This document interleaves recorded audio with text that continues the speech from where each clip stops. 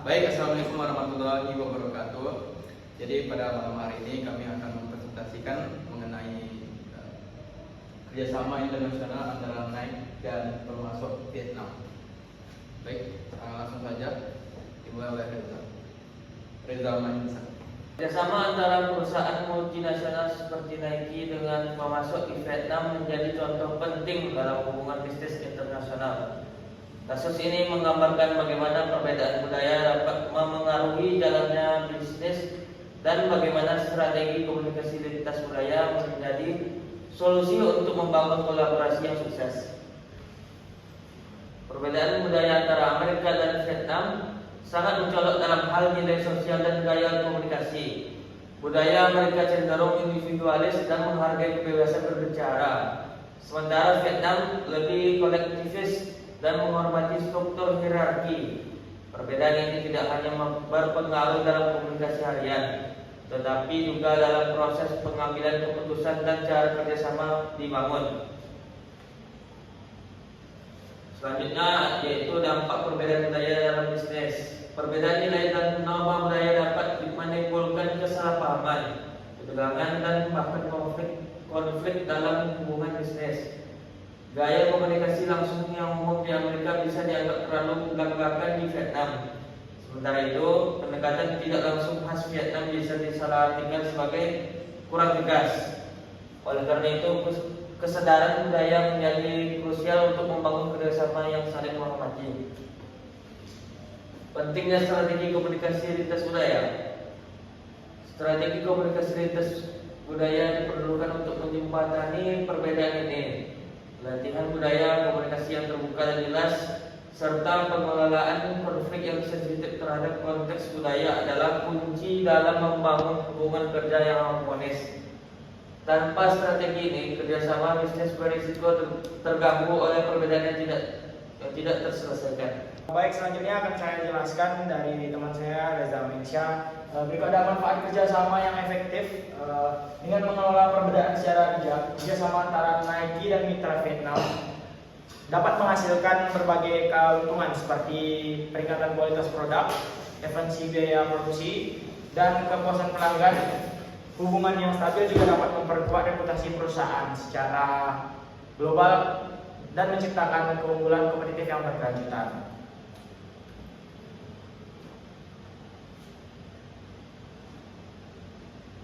Langkah-langkah praktis untuk meningkatkan hubungan. Berikut adalah cara-caranya, yaitu Nike dan pemasok Vietnam perlu meningkatkan komunikasi yang efektif dan saling memahami. Pelatihan lintas budaya harus diberikan kepada karyawan dari kedua pihak. Sistem pengolahan konflik juga perlu dirancang agar sesuai dengan nilai budaya masing-masing.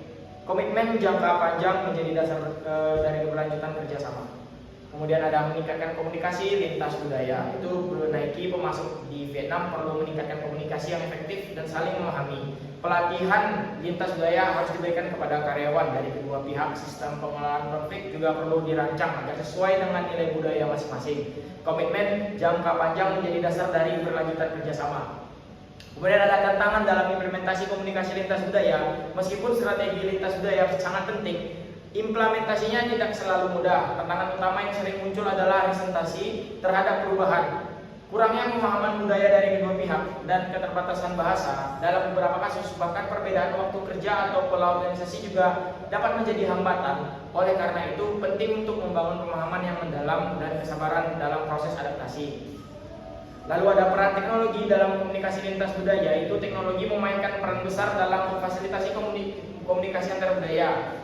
Penggunaan platform komunikasi digital seperti email, video call, dan aplikasi kolaboratif membantu mengurangi jarak fisik dan mempercepat pertukaran informasi. Namun demikian, penggunaan teknologi tetap harus diimbangi dengan sensitivitas budaya seperti cara menyapa, memilih kata, dan waktu pengiriman pesan. Saya akan menambahkan tentang studi perbandingan Nike dan perusahaan lain. Jika dibandingkan dengan perusahaan multinasional lain yang juga memiliki basis produksi di Asia seperti Adidas atau Puma, pendekatan Nike terhadap pelatihan budaya dan kemitraan lokal dianggap lebih struktur. Nike mengembangkan program pelatihan berkelanjutan dan memiliki tim manajemen lokal yang memahami konteks budaya setempat Hal ini menunjukkan bahwa strategi lintas budaya bukan hanya simbolik, tapi menjadi bagian dari manajemen strategis perusahaan. Selanjutnya yaitu budaya organisasi dan budaya nasional. Teknologi memainkan peran besar dalam memfasilitasi komunikasi antar budaya. Penggunaan platform komunikasi digital seperti email, video call, dan aplikasi kolaboratif membantu mengurangi jarak fisik dan mempercepat pertukaran informasi. Namun demikian, penggunaan teknologi tetap harus diimbangi dengan sensitivitas budaya seperti cara menyapa, memilih kata, dan waktu dan pengiriman pesan. Baik, selanjutnya itu dampak jangka panjang bagi pemasok lokal. Selain berdampak pada Nike sebagai perusahaan induk, kerjasama lintas budaya ini juga memberikan dampak jangka panjang bagi pemasok lokal. Mereka memperoleh peningkatan kapasitas produksi, pelatihan sumber daya manusia, dan pemahaman standar global. Namun yang lebih penting, mereka juga belajar bagaimana bersikap adaptif dan profesional dalam lingkungan bisnis yang sangat kompetitif dan multikultural. Baik, selanjutnya itu rekomendasi untuk perusahaan lain. Dari studi kasus ini, perusahaan lain yang ingin sukses secara global disarankan untuk menginvestasikan sumber daya pada pelatihan budaya, membentuk tim lintas negara yang beragam, serta melakukan evaluasi rutin terhadap efektivitas komunikasi lintas budaya. Komitmen jangka panjang terhadap keberagaman budaya bukan hanya etis, tetapi juga strategis untuk menangkan pasar global. Baik, yang itu saja presentasi kali ini. Terima kasih. Assalamualaikum warahmatullahi wabarakatuh.